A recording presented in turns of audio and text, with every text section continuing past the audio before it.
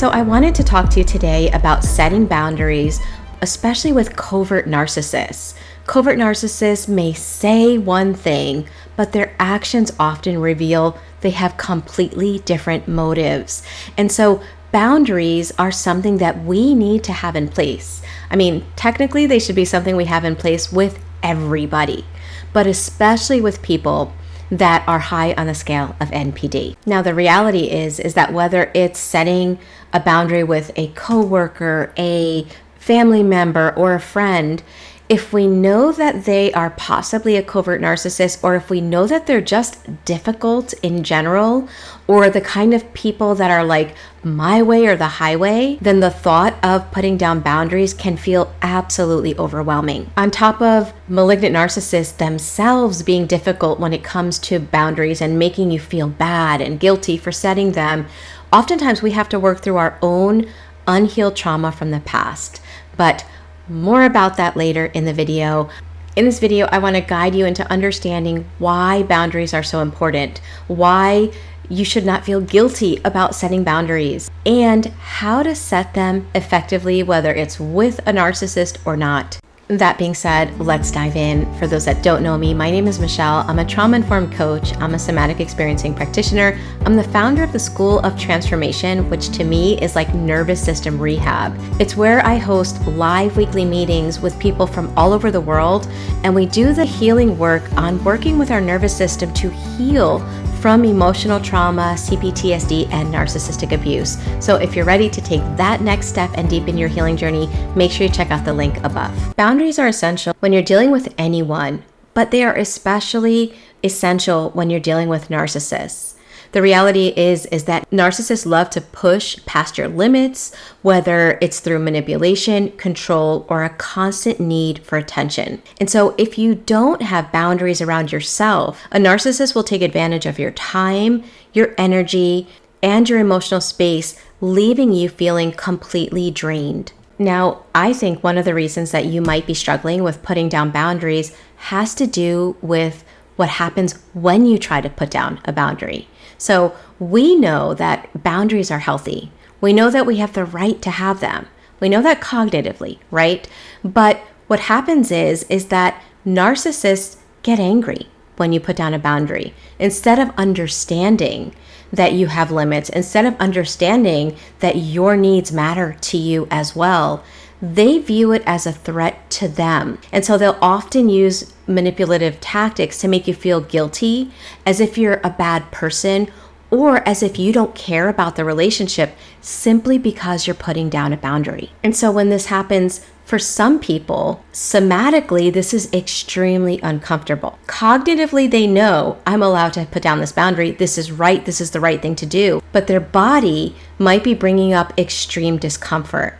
And the reason for that has to do with unconscious beliefs that might be getting kicked on through the narcissist manipulation. So in order to maintain your boundary, first, not only do you know that you are allowed to have them, because there's the cognitive knowledge, right? You need to know that it's normal and healthy to put down a boundary. But on top of that, you need to have the capacity in your body to handle the discomfort that comes with their reaction. So if they get angry, what they're trying to do is they're trying to touch on an unhealed belief that I'm bad. They know you're a good person.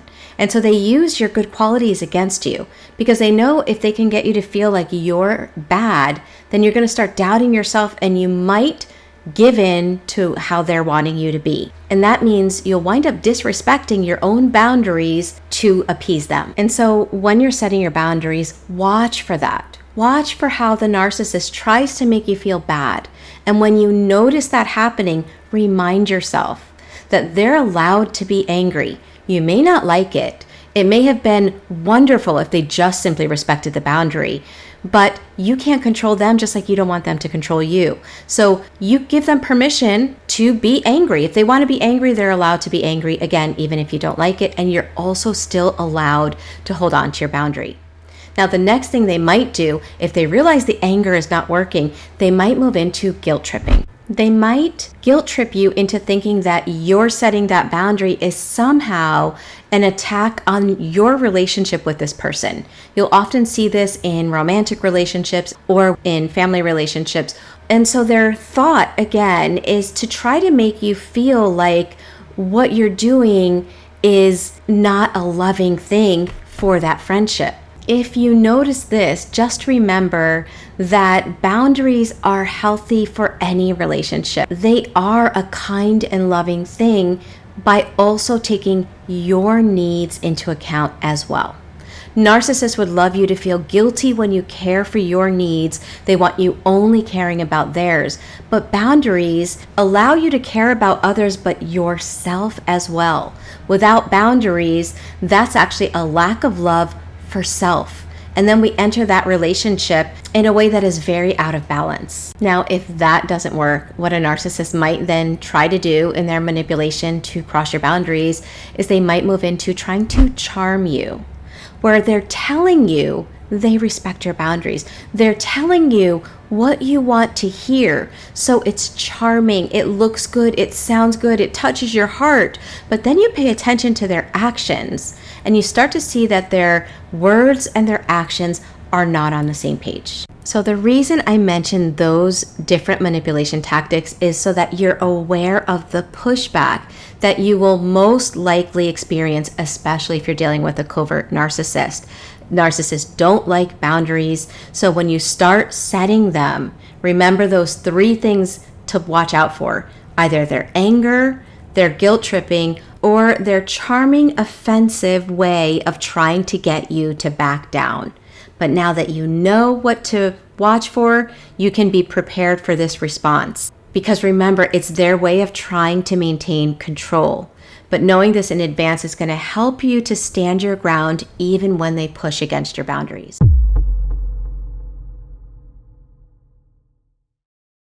So now let's shift into how to actually set the boundaries and enforce them. I want to give you 5 tips, and then afterwards we're going to talk about what happens if you're doing all of these things and they still don't respect your boundaries. Tip number 1 is about being clear and direct. Narcissists are experts at finding loopholes and exploiting vagueness. So it's important to state your boundaries firmly and without ambiguity. So here are some examples. Let's say you need space, right? Instead of saying, I need space, which can leave that up to the interpretation of anybody, you're going to be specific when you're dealing with somebody that you feel may be high on the scale of NPD. You might say, with a significant other, it might be if the conversation gets heated and there's any name calling, I will disengage from the conversation. Now, I could go on and on giving you tons of different scenarios, but to sum it up, whatever the boundary is, the important thing is to be concise and to use assertive language. And remember to avoid over-explaining or justifying your boundary. This can give the narcissist more material to manipulate. Now, that's a hard one to remember and to implement, the not over justifying or over explaining, because in a healthy relationship, you do explain yourself because you want to reach the other person's heart. But if you're dealing with somebody that's a difficult personality, somebody that might be high on the scale of NPD, someone that doesn't respect your boundaries, then we can't handle those types of people the same way we would handle somebody that is healthy, because it doesn't work. And the reason is because when you tell a healthy person, when you do this, that hurts me, that person hears that and is like, ooh, I don't want to hurt somebody I care about. But somebody that's high on the scale is like, ooh, I got them. Here's where I can get some more drama. So that's why over-explaining actually has a backfiring effect. Tip number 2 is about staying consistent, just like you would if you were a parent with a toddler. Oftentimes, narcissists are like adult toddlers, where just like a toddler will test your boundary, will push it just to confirm where it's at, narcissists tend to do that as well. And if you're a parent, you know exactly what happens the second you give in to a toddler or you're inconsistent with a toddler. They never respect your word again. And it's the same thing with the narcissist. The moment you back down or you make an exception, they will use that as an opportunity to continue crossing the line. So consistency is key here. If you set a boundary, stick to it every time, no matter how small the violation might seem. When you're consistent, you are respecting your boundaries. You're showing that you mean what you say, which helps reinforce your own boundary, making it harder for the narcissist to manipulate you. Tip number 3 is about avoiding emotional engagement. I used to call this no negative emotional contact for the times where we don't want to or we can't have no contact with certain individuals. What we can do is not emotionally engage in certain reactions that feed the drama. Remember, they will use guilt, anger, or even flattery to get you to reconsider and to cross your own boundaries. They may push and push to get you to get angry or to overreact as well. One of the ways that they do this is by their famous DARVO technique, which is deny, attack, and reverse victim and offender roles. So they will twist it around to make you, or try to make you feel like the bad guy, like you're doing something bad, to get you to defend yourself. So you're sucked into the drama battle of over-explaining and sharing and emotional reactions, and now they've got you. Right? And the other way that they can try to get an emotional reaction from you is through their circular arguments, where you're talking about one thing, they're hopping onto another, they're claiming this, they're spinning you in so many directions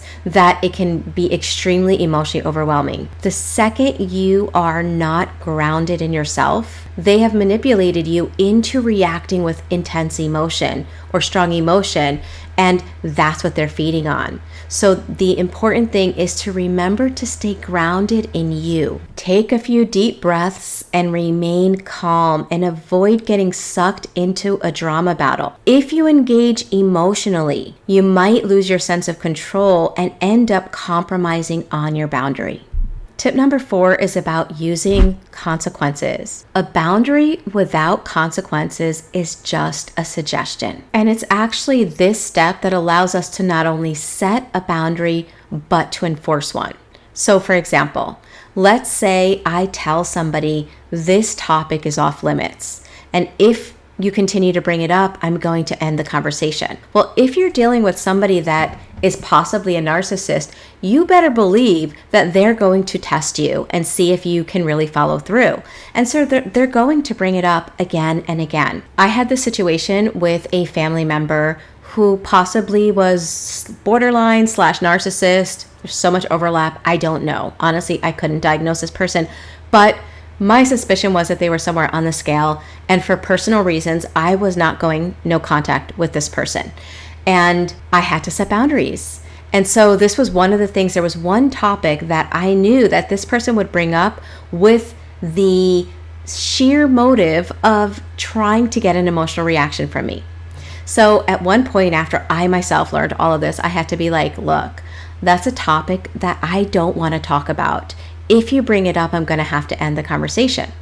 Sure enough, it was almost like this person heard, bring it up, bring it up, bring it up. And that's all they heard. And so what I would do is when they would call me, the second it would come up, I wouldn't be a jerk, right? Because we don't have to be a jerk to put down a boundary. We can do boundaries with love and kindness and strength at the same time. I would just be like, oh, you know what? I can't continue talking right now. I hope you have a great day. It was so nice hearing your voice.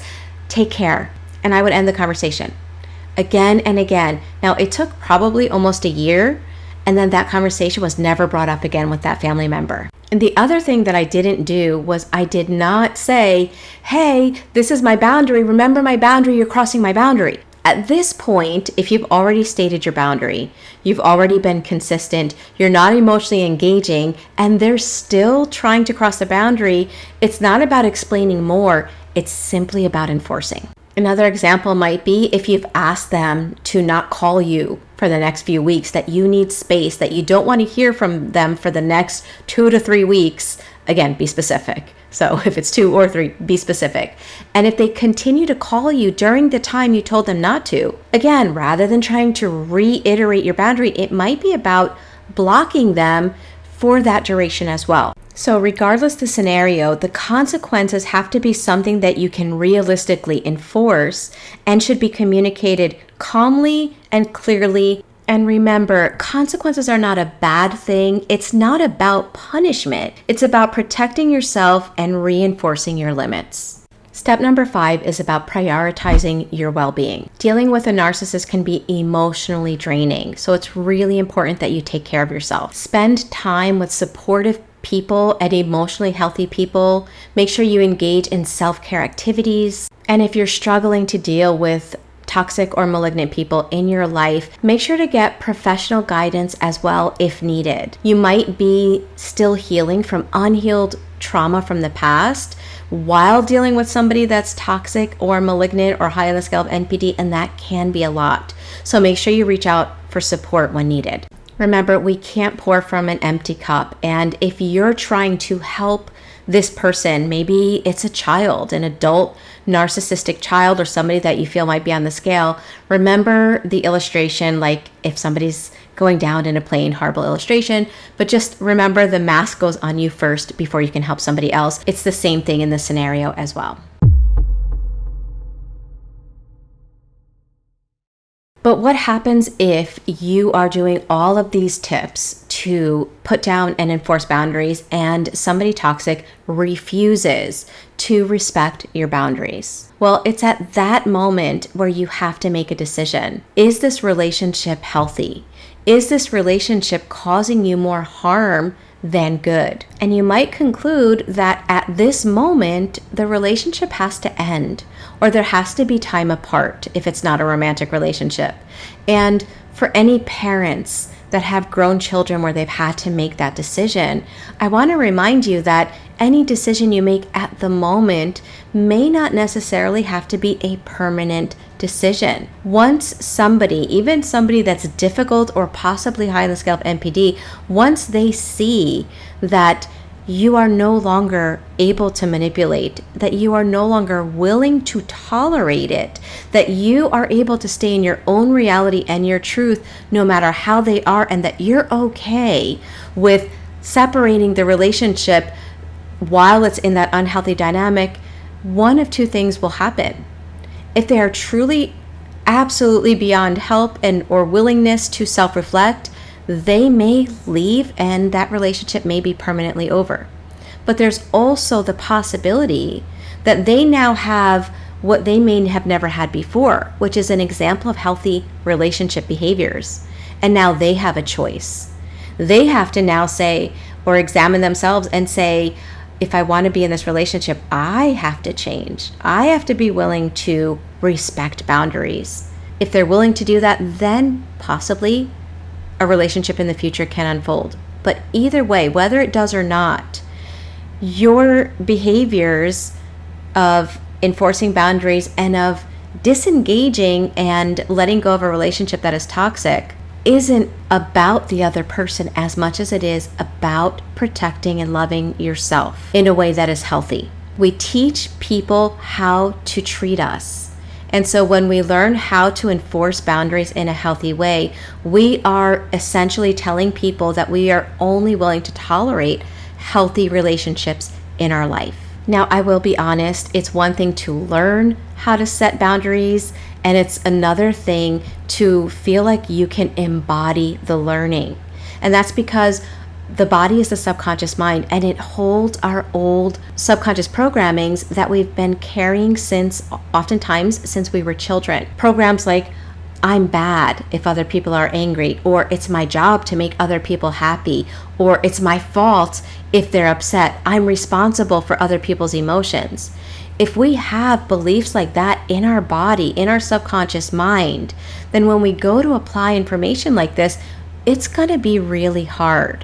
So if that's your case and you're not struggling to learn this information, you're struggling to embody it and live it, I want to invite you to the School of Transformation, because I meet live weekly with people from all over the world that are doing that inner healing work to embody the healing journey. That's what we do. We learn how to be able to apply it, how to live the knowledge that we're learning. So make sure you check out the links to see if that's something that can be helpful for you.